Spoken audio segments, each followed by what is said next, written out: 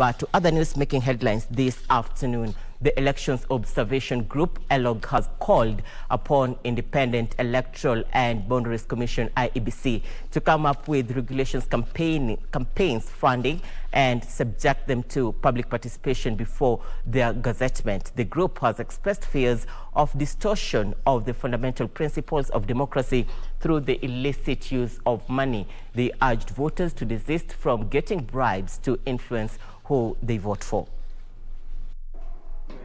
So we would like gazettement of spending limits in October last year after Parliament declined to pass them since they had not been tabled within the prescribed time limit, has meant that for the third successive time, this country will conduct its elections without oversight on campaign funding and spending.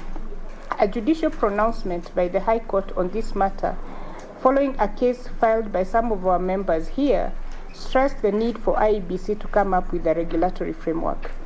The unregulated use of money in the forthcoming elections in Kenya is likely to promote electoral malpractices like voter bribery, encourage the use of illicit money, and distort the fundamental principles of democracy. Recognize or acknowledge the fact that potentially this election may have not less than 40% of people facing one court case or another, wash, money laundering, etc. I think it's about time that this is revisited, and out of the recognition that one of the reasons why the Kenyan Constitution has been hailed as both transformative and progressive was the fact that it entrenched Chapter 6 and as well as on ethics and integrity. So we are also insisting that it is possible for candidates to be morally and ethically unfit, but at the same time they have no criminal records. I just want to emphasize that as well. Confidence in IEBC or not, for us is about IEBC doing what it's supposed to do.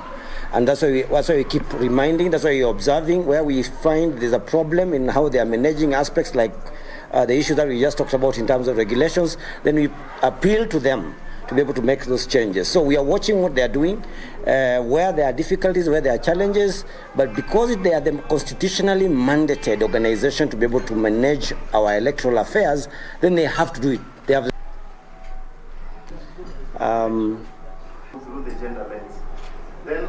Security Committee